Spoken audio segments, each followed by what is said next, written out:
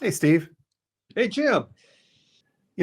What are we, 27 episodes in now, and I can't help but notice you sound a little distant these days. I I too. It just I'm really distant right now. I so much.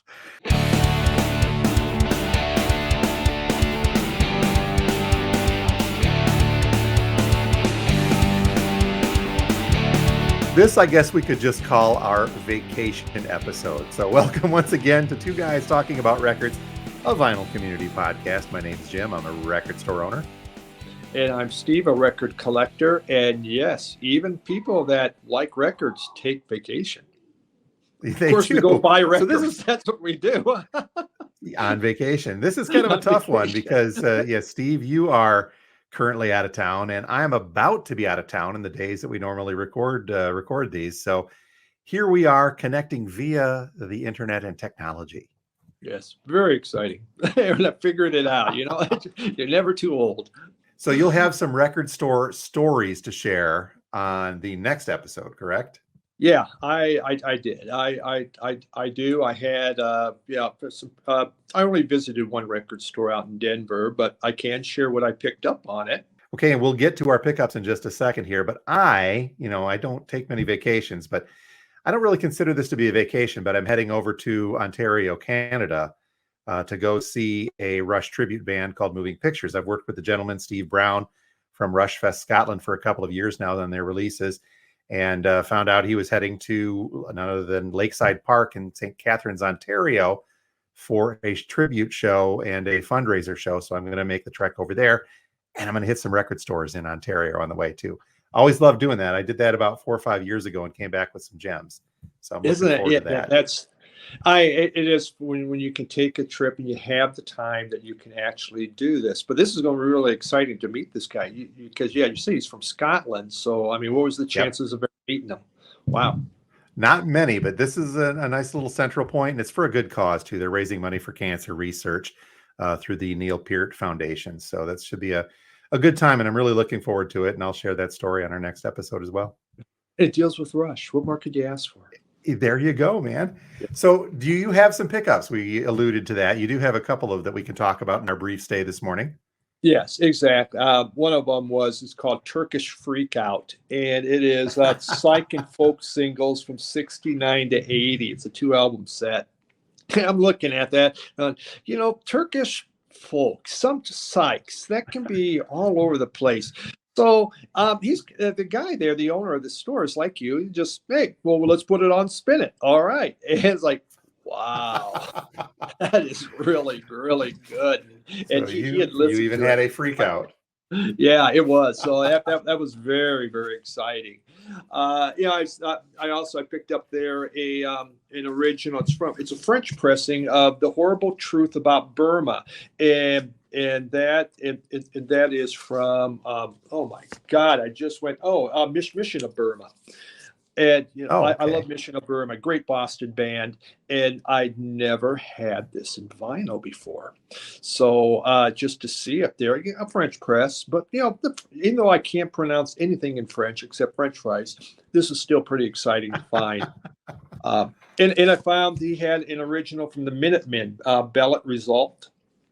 I Oh, don't know okay. anything about Wow. this one, but it's the Minutemen, and so super excited. And the final one I've been looking for, I used to have this in CD, the Essential Radio Birdman from 74 to 78, out of Australia. Are you familiar with Radio Birdman? I am not. They have a song called Aloha, Steve and Dano, which was kind of their big hit, shall we say. Most punk compilations, you're going to have Radio Birdman because it was like the punk group of all punk groups out of Australia in the 70s. And Hmm. Aloha, Steve and Dano is such a cool song. It has a kind of surf, the Hawaii 5 theme going on, and just, yeah, it's great. They're really, really good punk group. And I've been wanting this back.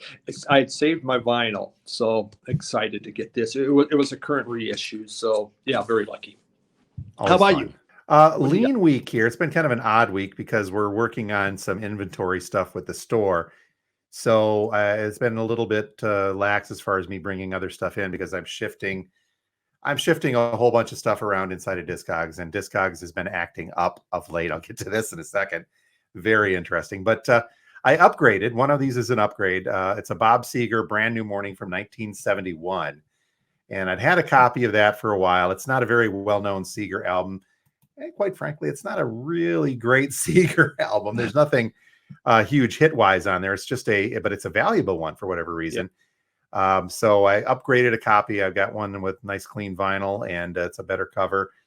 The other one will go out in the store soon, so we'll let that go. But it's a very interesting one, and for someone who I do enjoy Seeger, it's kind of neat to have that in the collection. I just saw a copy of that in a record store too, in original, and you're right, not the cheapest album in the world. Not the cheapest. I mean, it looks like they'll float between 65 and up to 150, $200 in some cases. Yeah. The other pickup was one that I've been familiar with, but I've never had in my collection because it's one of those albums that you're familiar with one song and one song only.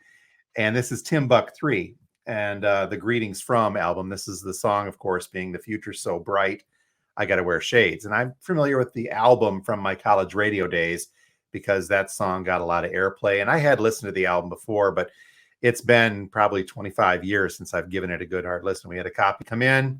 It actually made it out to the shelf. And then I listened to it here in the store. And I thought, you know what?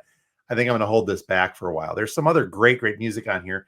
And yeah, The Future's So Bright, I Gotta Wear Shades is a little corny. It's a little, feels dated. But there is believe it or not, a protest song on this album called Just Another Movie that stings very hard with a lot of stuff going on contemporarily today. Just very talking about the media and politicians and the state of society. And this, again, was recorded in the 80s, for crying out loud. And for that song, especially to be topical today, was kind of neat. So I'm going to hold on to this for a little while because I really enjoyed that listen. Okay. Very nice. Wow. Yep. Good album. So this, again, being a quick vacation episode, we don't want to take up too much of your time, Steve, or our listeners' time, just not getting into things. But there was a couple things I wanted to bring up. I mentioned earlier that Discogs was acting funny, and I'm not certain what was up with this the other day, but it was giving me fits. That we use this, and I've mentioned before that we use Discogs as a tool to catalog all of our incoming stuff here at the store. And I started doing that. I put, a dozen or so albums in that we had been brought in on a trade, and I put them in, and then they disappeared from the collection in the database. And I thought, well, where the heck are they? So I went back and looked individually, and they still said that they were there. And it said in that little box, when you add it to your collection, that you can add some notes to it. It says added just now. I went back to the main collection listing, and there they all were. But I have my Discogs collection set up to sort by the date added. So I see the most current stuff at the top. Mm-hmm. And right there under the date added, it said added about 7 hours from now. So, everything that I had cataloged wasn't in the system because it says that I didn't catalog it for another 7 hours. So I'm wondering what's going on. I went and I checked my computer to make sure that the time was set correctly. I thought maybe if that's right, it's reading it wrong. It wasn't. The computer's fine. I went and looked at my Discogs settings, and for some reason it was set to the California, the Western time zone out there, Pacific time zone. So I changed that, but even then that shouldn't account for a 7-hour difference in through there. But that was happening yesterday, and that happened again, or 2 days ago. Then it happened again yesterday. So anything new I've been adding into Discogs, it says that I'm not adding it for another 6 or 7 hours. So I have no idea. And for a record store owner, that's a big deal because you're trying to sell that stuff. For me, it's like I would never notice that. And he's like, wow, hey, my album's in the future, I'm going to have this one in my collection. I think I made a joke online on the Record Club saying that Discogs has become self-aware through AI, and it's now predicting what we're going to add to our collections.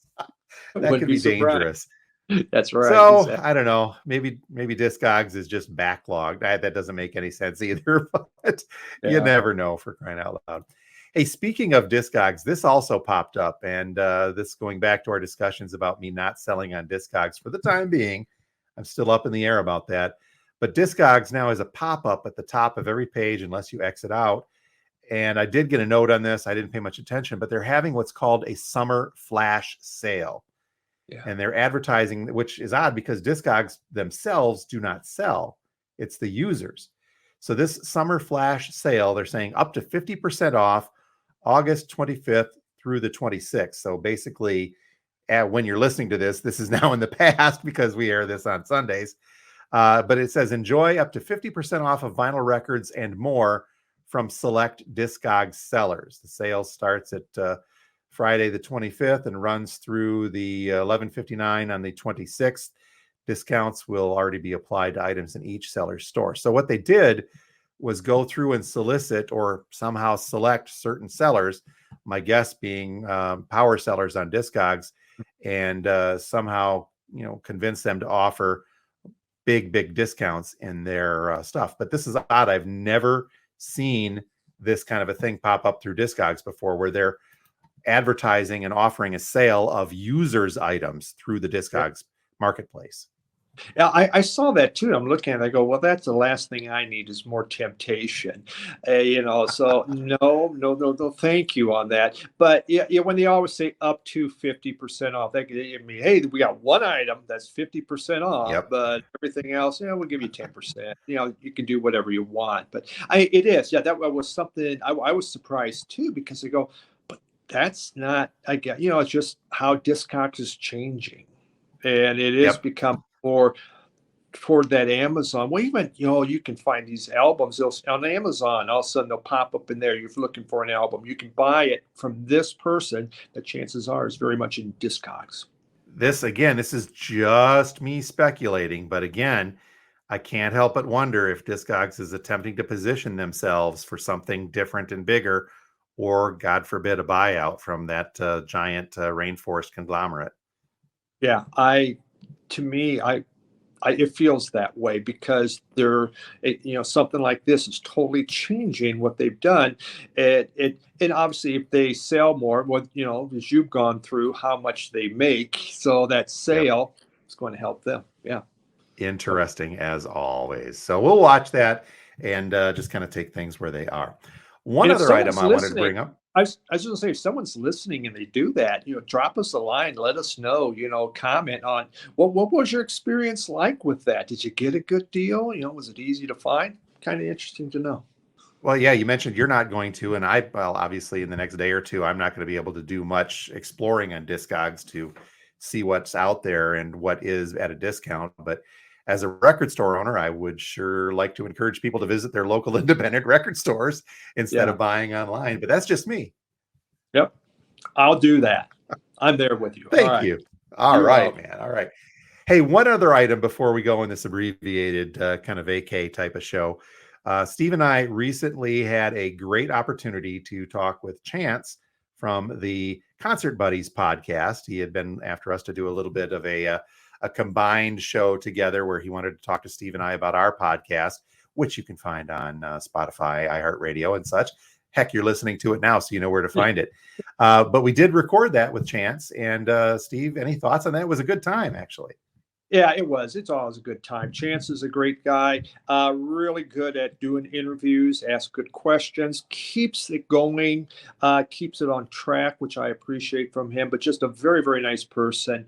And it was just, the questions were very good. It allowed us to kind of talk a little bit about how we met and how we got things going. And just kind of about our own record collecting adventures. So really, it was a lot of fun. It'll be a great broadcast. So again, that's the Concert Buddies podcast, available on both Podbean and Spotify, and I believe he's on iHeartRadio as well. And he is a big part of the vinyl community, really attempting to bring folks together through his podcast within the vinyl community as well. So very neat stuff from Chance, and we thank him for having us on.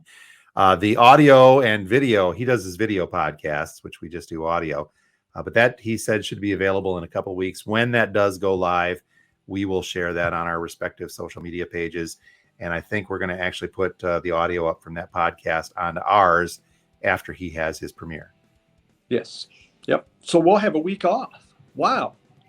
Another one. Yes. Well, heck. All right, there, Steve, you go and enjoy being a grandpa for the rest of your vacation. And I am going to hit the road here as well soon. All right. Okay. Good talking to you, Jim. And have Yep, you fun guys at too. Rush Fest. Yes. I will do my best in the record stores in Canada where I can find Rush albums, hopefully, that I don't have. Yes. Very nice. Well, I'm All sure right. you will. All right. You Thanks, folks Jim. have been listening to, thank you. You folks have been listening to a very abbreviated version of Two Guys Talking About Records, a Vinyl Community podcast. We will be back to normal soon enough with our regular lines of discussion, if you will, in the coming weeks. So make sure you stay tuned for that. I'm Jim. I'm a record store owner. And I'm Steve, a record collector.